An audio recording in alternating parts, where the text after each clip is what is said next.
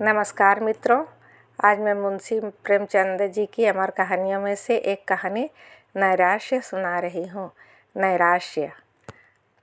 बाज़ आदमी अपनी स्त्री से इसलिए नाराज़ रहते हैं कि उसके लड़कियाँ ही क्यों होती है, लड़के क्यों नहीं होते। जानते हैं इनमें स्त्री का दोष नहीं, या है तो उतना ही जितना मेरा। फिर भी जब देखे स्त्री से रूठे रहते हैं, उसे अभागिनी कहते हैं और सदैव उसका दिल दुखाया करते हैं। निरुपमा भी उन्हीं अभागिनी स्त्रियों में से एक थी और घमंडी लाल त्रिपाठी उन्हीं अत्याचारी पुरुषों में एक। निरुपमा की 3 बेटियां लगातार हुई थी और वह सारे घर की निगाहों से गिर गई थी। सास ससुर की अप्रसन्नता की तो उसे विशेष चिंता न थी। वह पुराने ज़माने के लोग थे जब लड़कियां गर्दन का बोझ और पूर्व जन्मों का पाप समझी जाती थी। हाँ, उसे दुख अपने पति देव की अप्रसन्नता का था, जो पढ़े लिखे आदमी होकर भी उसे जली कटी सुनाते रहते थे। प्यार करना तो दूर रहा, निरुपमा से सीधे मुँह बात न करते। कई दिनों तक घर ही में ना आते और आते तो कुछ इस तरह खींचे तने हुए रहते कि निरुपमा थर-थर काँपती रहती। कहीं गरज न उठे। घर में धन का अभाव न था, पर निरुपमा को कभी यह साहस न होता कि किसी सामान्य वस्तु की इच्छा भी प्रकट कर सके। वह समझती थी, मैं यथार्थ में अभागिनी हूँ, नहीं तो भगवान मेरी कोख में लड़कियाँ ही रचते, क्यों रचते। पति की एक मृदु मुस्कान के लिए, एक मीठी बात के लिए उसका हृदय तड़प कर रह जाता।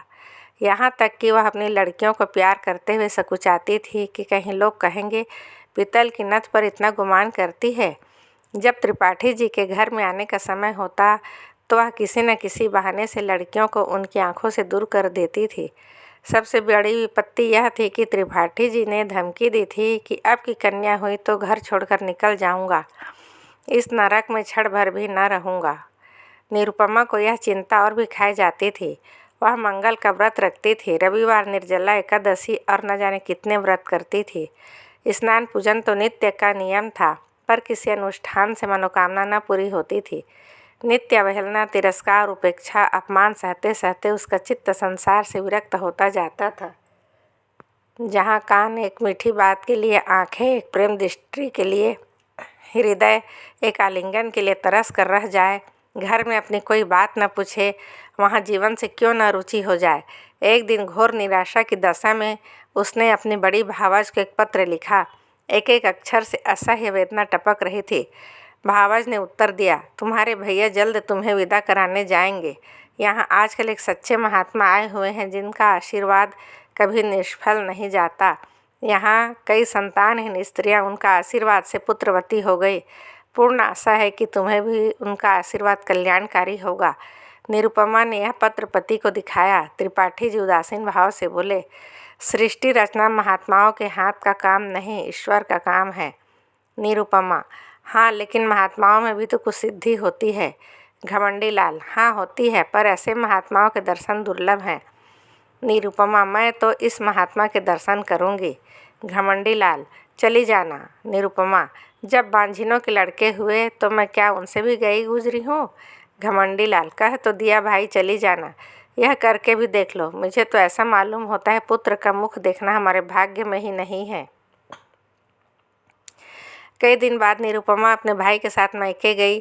तीनों पुत्रियां भी साथ थी। भाभी ने उन्हें प्रेम से गले लगा कर कहा, तुम्हारे घर के आदमी बड़े निर्दयी हैं। ऐसी गुलाब फूलों की सी लड़कियां पाकर भी तकदीर को रोते हैं। यह तुम्हें भारी है तो मुझे दे दो बस। जब ननंद भावज भोजन करके लेटी तो निरुपमा ने पूछा, वह महात्मा कहाँ रहते हैं।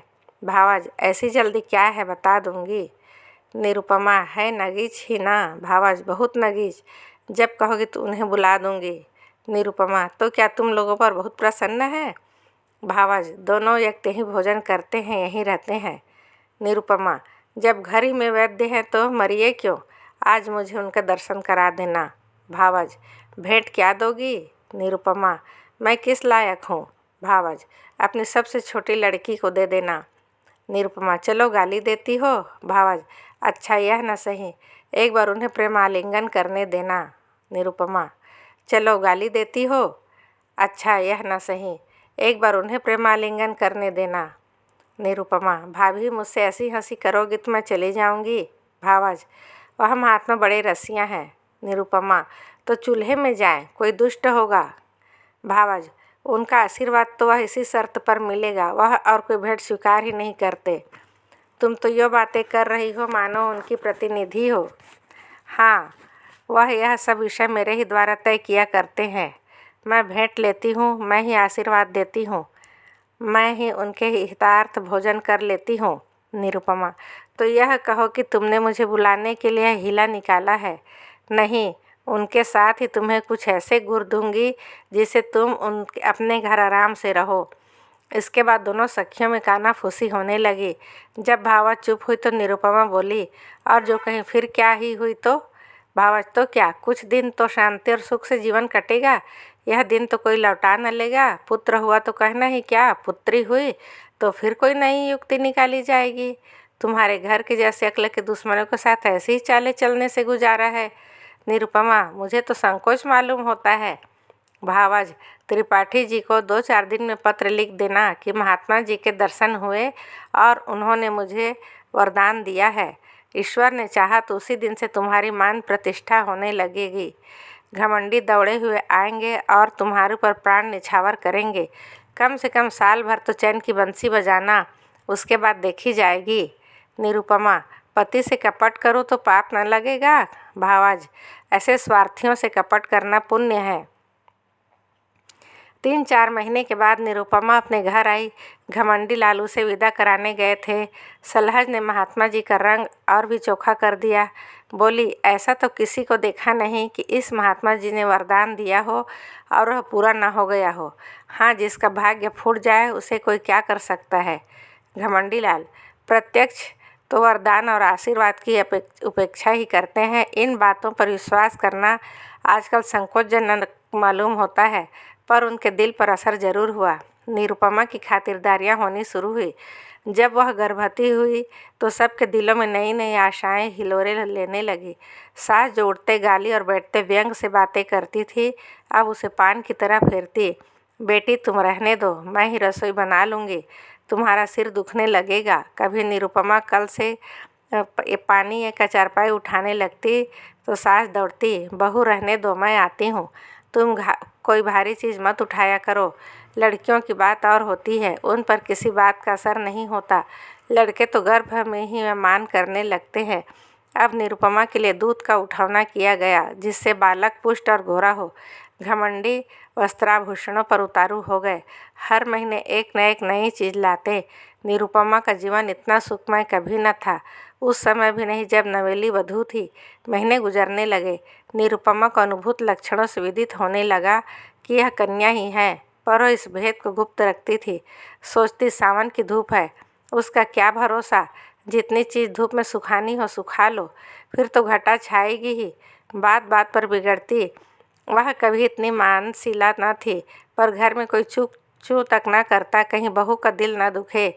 नहीं, बालक को कष्ट होगा। कभी कभी निरुपमा केवल घर वालों को जलाने के लिए अनुष्ठान करती, उसे उन्हें जलाने में मज़ा आता था। वह सोचती, तुम स्वार्थियों को जितना जलाऊं उतना अच्छा। तुम मेरा आदर इसलिए करते हो ना कि मैं बच्चे जनूंगी जो तुम्हारे कुल का नाम चलाएगा।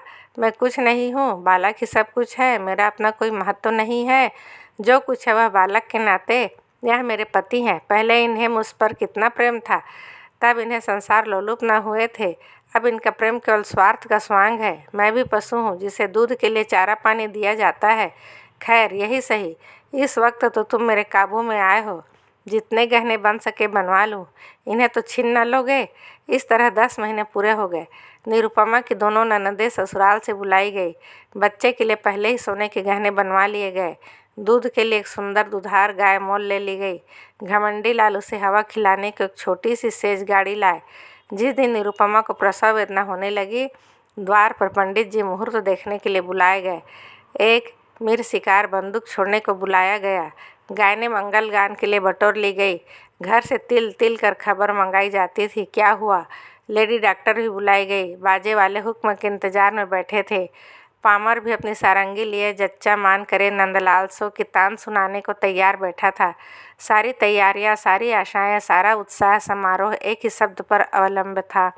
ज्यों ज्यों देर होती थी, लोगों में उत्सुकता बढ़ती जाती थी। घमंडी लाल अपने मनोभावों को छिपाने के लिए एक समाचार पत्र देख रहे थे। मानो उन्हें लड़का लड़की दोनों ही बराबर है। मगर उनके बूढ़े पिताजी इतने सावधान न थे। उनके पीछे खिली जाती थी। हंस हंस कर सबसे बात कर रहे थे और पैसों की एक थैली को बार बार उछालते थे।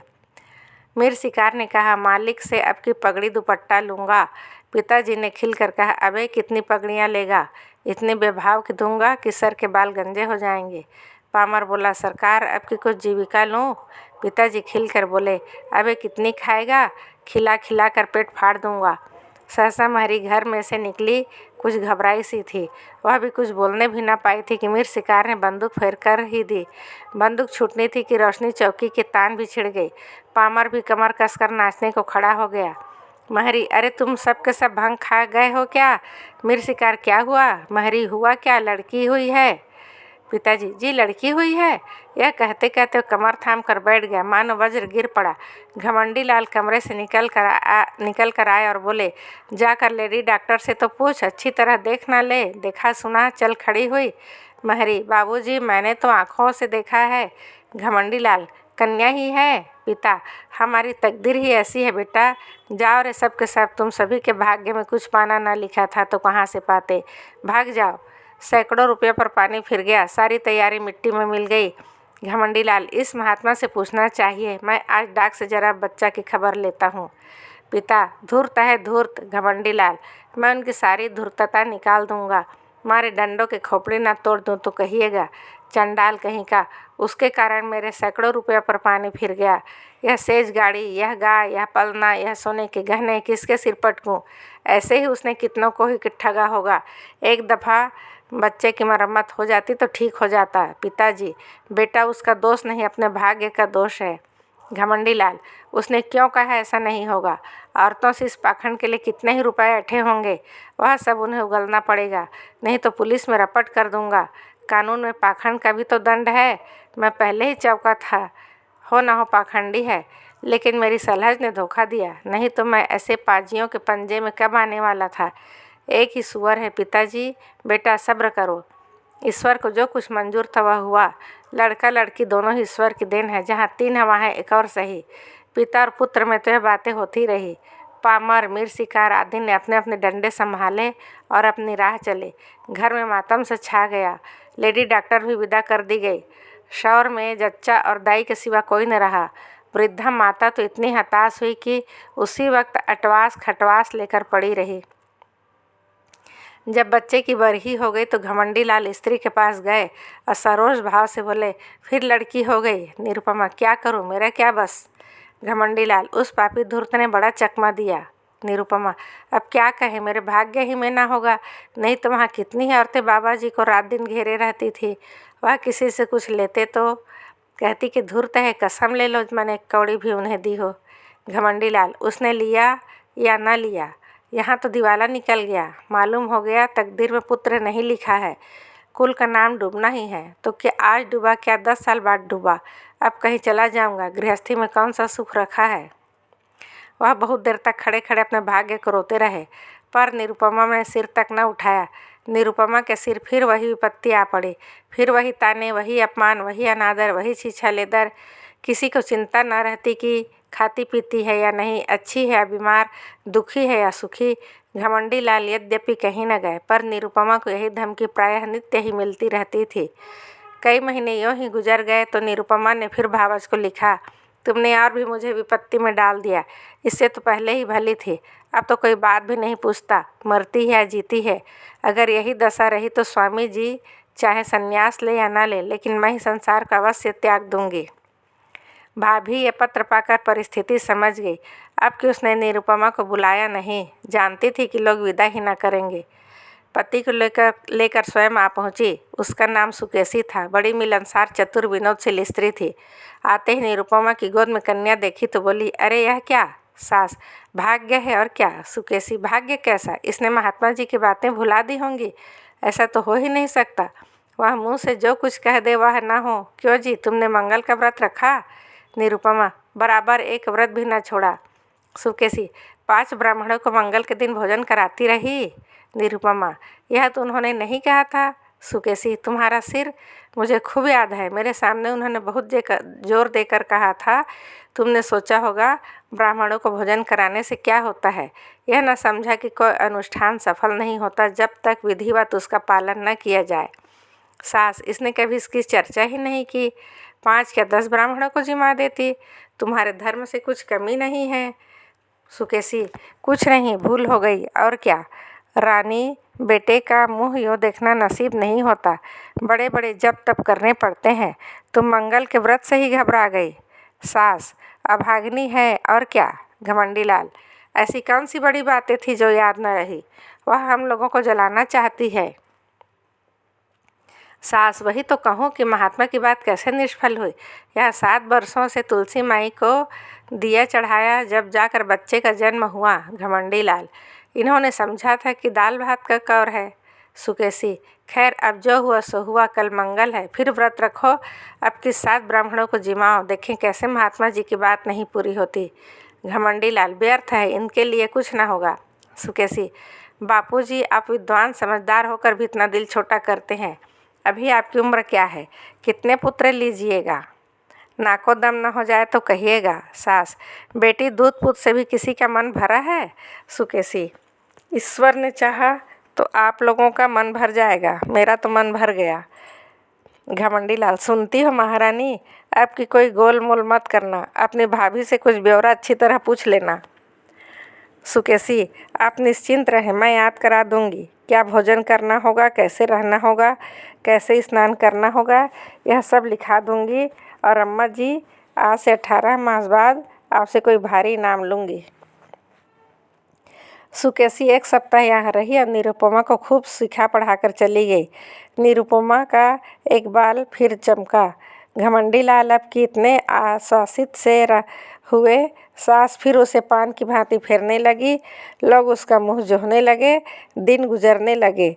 निरुपमा कभी कहती, अम्मा जी, आज मैंने स्वप्न देखा कि वृद्ध स्त्री ने आकर मुझे पुकारा और एक नारियल देकर बोली, यह तुम्हें दिए जाती हूँ। कभी कहती, अम्मा जी, अब की ना जाने क्यों मेरे दिल में बड़ी बड़ी उमंगें पैदा हो रही है। जी चाहता है खूब गाना सुनूं, नदी में खूब स्नान करूं, हरदम नशा सा छाया रहता है। सास सुनकर मुस्कुराती और कहती, बहू, यह शुभ लक्षण है। निरुपमा चुपके चुपके माजूर मंगाकर खाती और अपने असल नेत्रों से ताकते हुए घमंडी लाल से पूछती, मेरी आंखें लाल है क्या। घमंडी लाल खुश होकर कहते, मालूम होता है नशा चढ़ा हुआ है, यह शुभ लक्षण है। निरुपमा को सुगंधों से कभी इतना प्रेम न था। फूलों के गजरों पर अब वह जान देती थी। घमंडी लाल अब नित्य सोते समय उसे महाभारत की वीर कथाएं पढ़कर सुनाते। कभी गुरु गोविंद सिंह की कीर्ति का वर्णन करते। अभिमन्यु की कथा से निरुपमा को बड़ा प्रेम था। पिता अपने आने वाले पुत्र को वीर संस्कारों से परिपूरित कर देना चाहते थे। एक दिन निरुपमा ने अपने पति से कहा, नाम क्या रखोगे। घमंडी लाल, यह तो तुमने खूब सोचा, मुझे तो इसका ध्यान ही ना रहा। ऐसा नाम होना चाहिए जिससे शौर्य और तेज टपके। सोचो कोई नाम। दोनों प्राणी नामों की व्याख्या करने लगे। जोरावर लाल से लेकर हरिश्चंद्र तक सभी नाम गिनाए गए, पर उसे असामान्य बालक के लिए कोई नाम न मिला। अंत में पति ने कहा, तेग बहादुर कैसा नाम है। बस यही नाम मुझे पसंद है। घमंडी लाल, नाम ही तो सब कुछ है। दमड़ी, छकौड़ी, घुरहू, कतवारू, जिसके नाम देखें उसे भी यथा नाम तथा गुण ही पाया। हमारे बच्चे का नाम होगा तेग बहादुर। प्रसव काल आ पहुँचा। निरुपमा को मालूम था कि क्या होने वाली है, लेकिन बाहर मंगलाचरण का पूरा सामान था। अब की किसी को लेस मात्र भी संदेह ना था। नाच गाने का प्रबंध भी किया गया था। एक शामियाना खड़ा किया गया था और मित्रगण उसमें बैठे थे, खुश गपिया कर रहे थे। हलवाई कड़ाही से पूड़ियाँ और मिठाइयाँ निकाल रहा था। कई बोरे अनाज के रखे हुए थे। शुभ समाचार पाते ही भिक्षकों को बांटे जाए, एक क्षण का विलम्ब ना हो, इसलिए बोरों के मुंह खोल दिए गए। लेकिन निरुपमा का दिल प्रति क्षण बैठा जाता। अब क्या होगा। 3 साल किसी तरह कौशल से कट गए और मज़े से कट गए, लेकिन अब विपत्ति सिर पर मंडरा रही है। हाय, निरपराध होने पर भी यही दंड। अगर भगवान की इच्छा है कि मेरे गर्भ से कोई पुत्र न जन्म ले तो मेरा क्या दोष, लेकिन कौन सुनता है। मैं ही अभागिनी हूँ, मैं ही त्याज्य हूँ, मैं ही कलमुही हूँ, इसलिए ना कि परवश हूँ। क्या होगा, अभी एक क्षण में सारा आनंद उत्साह शोक में डूब जाएगा। मुझ पर बौछारें पड़ने लगेगी, भीतर से बाहर तक मुझी को कोसेंगे। सास ससुर का भय नहीं, लेकिन स्वामी जी शायद फिर मेरा मुँह न देखें, शायद निराश होकर घर बार त्याग दें। चारों तरफ अमंगल ही अमंगल है। मैं अपने घर की, अपनी संतान की दुर्दशा देखने के लिए क्यों जीवित हूँ। कौशल बहुत हो चुका, अब मुझसे कोई आशा नहीं। मेरे दिल में कैसे कैसे अरमान थे। अपनी प्यारी बच्चियों का लालन पालन करती, उन्हें ब्याहती, उनके बच्चे को देखकर सुखी होती। पर आह, यह सब अरमान झाँक में मिल जाते हैं। भगवान, तुम ही अब इनके पिता हो, तुम ही इनके रक्षक हो। मैं तो अब जाती हूँ। लेडी डॉक्टर ने कहा। वेल, फिर लड़की है। भीतर बाहर कोहराम मच गया, पिट्टस पड़ गई। घमंडी लाल ने कहा, जहन्नुम में जाए ऐसी जिंदगी, मौत भी नहीं आ जाती। उनके पिता ही बोले, अभागिनी है, वज्र अभागिनी। भिक्षुकों ने कहा, रो अपनी तकदीर को, हम कोई दूसरा द्वार देखते हैं। अभी यह शोक शांत न हो पाया था कि डॉक्टर ने कहा, माँ का हाल अच्छा नहीं है, अब वह नहीं बच सकती, उसका दिल बंद हो गया है। अलविदा मित्रों, अगली कहानी में फिर मिलते हैं।